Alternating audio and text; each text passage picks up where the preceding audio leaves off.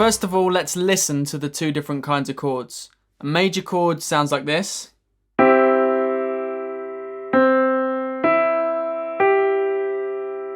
And when played on its own, it's generally considered to have a bright, happy sort of character. The minor chord sounds like this.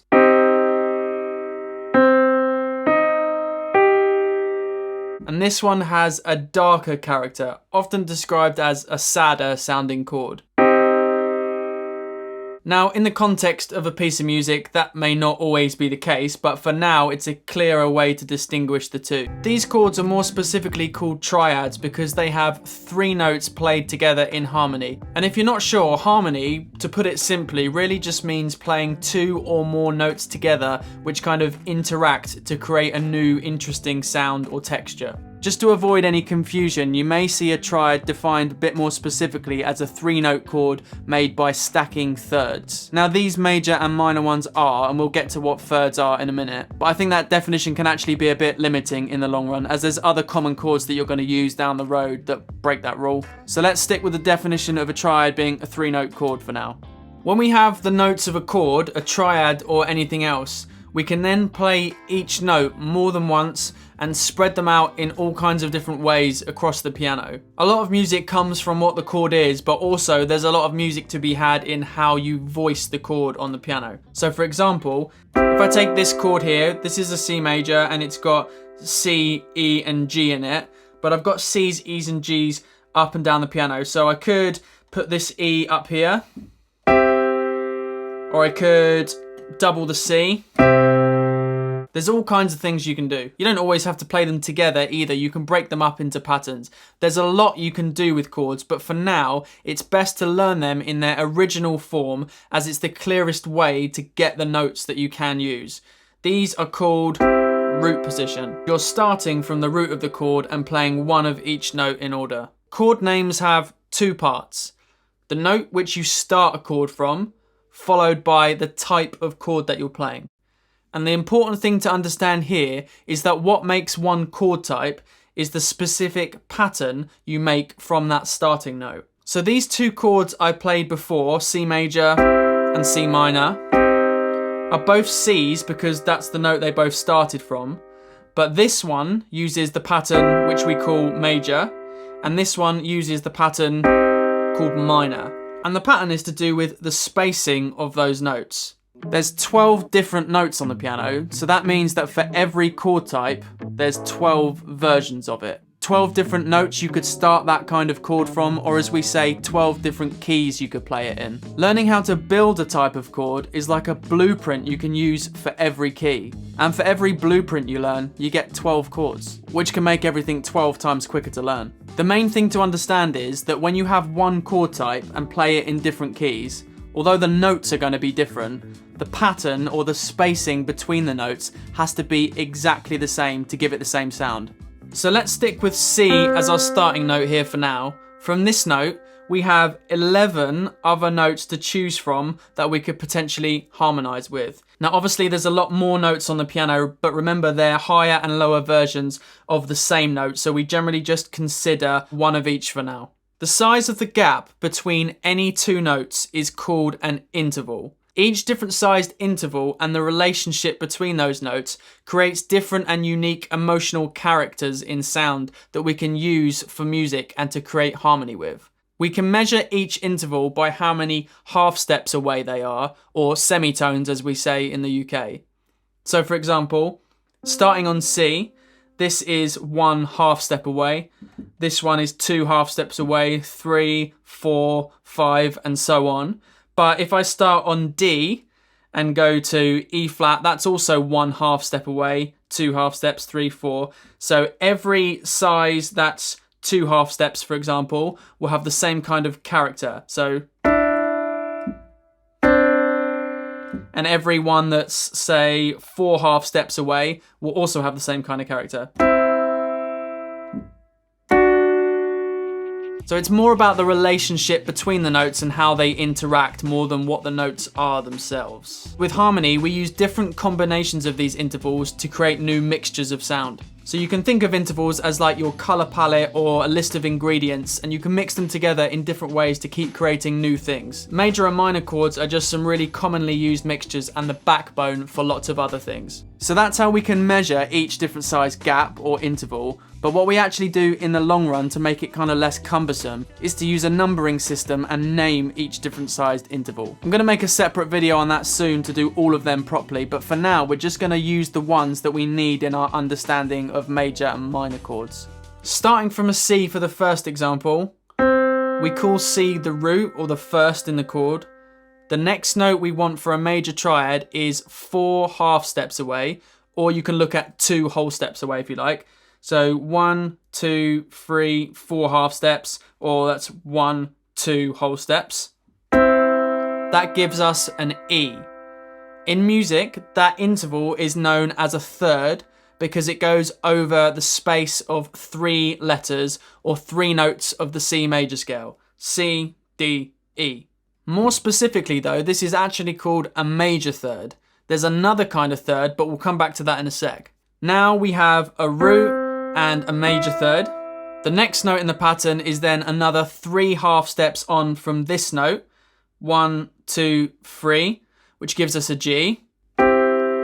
We could also say that's 7 half steps from the root. 1, 2, 3, 4, 5, 6, 7. This G would be a fifth because C to G is 5 letters. 1, 2, 3, 4, 5.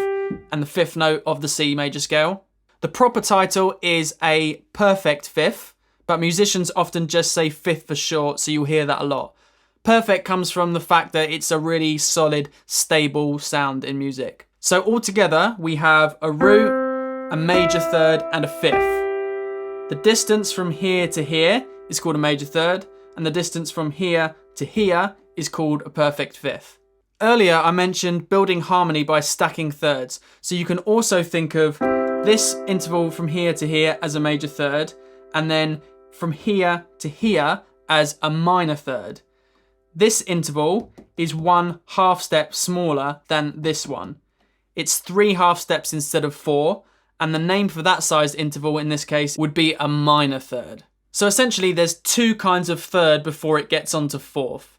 It's almost like 3 and then 3.5, or 3A and then 3B. So when musicians talk about chords, we say things like root, third and fifth. We name the intervals. So for example, you might ask a trumpet player to play the third at some point. And if they know it's a major chord, then they would automatically play the major third. So you don't always have to say major or minor third. So with experience, we don't often say things like, oh, it's up 4 half steps and then another 3. That's just to help you as a beginner understand how the pattern works. And the more familiar you get with chords and intervals, the less necessary that becomes. I'm going to do a video really soon on practicing and memorizing all your major and minor chords, which will really help with that. And I'll pin that in the comments when it's up. Let's do a couple of examples in different keys or starting from different notes. So what's going to happen here, which can sometimes be tricky for beginners to get their head around visually, is that because the keyboard is a mixture of black and white keys, remember these are just the buttons for the notes, and it's laid out a bit unevenly for playability, the same pattern of notes for a chord will give us shapes on the keyboard that look different. With practice and experience, this does start looking clearer, so don't worry if it feels a bit slow to find things to start with. Let's start on D this time and follow the same pattern. Now D's the root. Then we go up a major third, or 4 half steps. 1, 2, 3, 4. Remember, it's the same as 2 whole steps. 1, 2. And then stack a minor third on top, which is another 3 half steps or 1.5 whole steps. 1, 2, 3. Now A becomes the 5th. So because I used the exact same pattern or formula to get these notes as I did in the C example, that's given us the exact same spacing between the notes, the exact same intervals, and therefore this is also a major chord. It has the same sound. It starts somewhere else, but because a big part of the character of the sound comes from the relationship between the notes, the overall quality of the chord is the same, albeit slightly higher up than the C. They look different because this note in the middle is black, but they're really the same, and on the inside of a real piano, it would look like exactly the same pattern. That is one of the challenges of piano, getting used to shapes looking different in different keys. So here, we would call this third an F sharp instead of G flat, because of the way that we name intervals. We want it to be a third, and D to F goes over the space of 3 letters. That's basically good spelling and keeps everything neat and organized. It also ties in nicely with some other things too, like writing sheet music out and getting chords out of scales, but I wouldn't worry too much about that right at the beginning stage. Just to quickly do another couple of examples to hammer the point home, I'm going to start on E flat this time. Now I'm just choosing to call it E flat instead of D sharp. So follow the same pattern, up 4 semitones, a major third, 1, 2, 3, 4. That gives us G, and that still works. E, F, G is 3 letters. Then up another 3 semitones, 1, 2, 3. And we'll call that B flat in this case, because this is a fifth. E flat to B flat, or you can just think of it as E to B, is 5 letters, so we'd call it B flat instead of A sharp. With major and minor chords, it's always either both flats or both sharps. And again, this shape looks different. We've got black, white, black. The D was white, black, white, and the C was all white, so we've got 3 different shapes already. One more example, F sharp major. I'm going to choose to call this note an F sharp. Up a major third, 1, 2, 3, 4 semitones. It's going to give us A sharp, and then 1, 2, 3 semitones on from there. It's going to give us C sharp. So F sharp, A sharp, and C sharp. Now we've got another shape here. They're all black notes, but remember, all of those are the same pattern, really. For the minor triad, we're going to use the same kind of method, but slightly adjust the pattern and change one of the intervals or flavors inside the chord. Starting from C again for the first example, C's the root.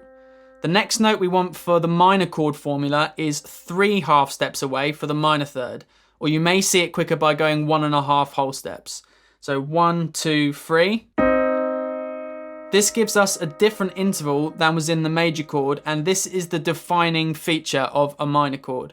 This one is called the minor third and is 1 half step smaller than the major third. Again, there's 2 kinds of thirds that could be used. A major chord uses the major third, but this minor chord uses the minor third. We call this note E flat in this case, not D sharp, because it's a third and C to E covers 3 letters from the root. This is the only different note in a minor chord. We still use the same perfect fifth as we did before for the major chord. So that's still 7 half steps from the root, 5 letters away, but now it's 4 half steps from the third. Remember, we can think of 4 half steps as a major third as well. So we could also say that a minor chord is built by stacking a minor third and then a major third on top of that. And a major chord was the other way around. It was a major third and then a minor third on top of that. One quick learning tip is to just learn the major chords and then lower the middle note by 1 half step, and you get all your minors as well. So if you learn a major chord, you know where the third is, just lower it by a half step or a semitone, change it to minor. So now we have the formula to build a minor chord, a root, a minor third, and a perfect fifth. I'll just do a quick few examples of minor chords in those other keys as well. So starting from D, we want to go a minor third up, 3 semitones, 1, 2, 3, and then another 4, 1, 2, 3, 4. So we get D, F, and A. So you'll notice in the D major chord, we still had the same letters, D, F, and A, but in major, the F was a sharp, and in this one, it's what's called a natural, which just means the white one. Then in E flat minor, starting from E flat, up 3 semitones, 1, 2, 3, that's the minor third, 1, 2, 3, 4 from there. That gives us the perfect fifth, and again, the same letters. This time, the G is flat though. So last time we had E flat, G, B flat.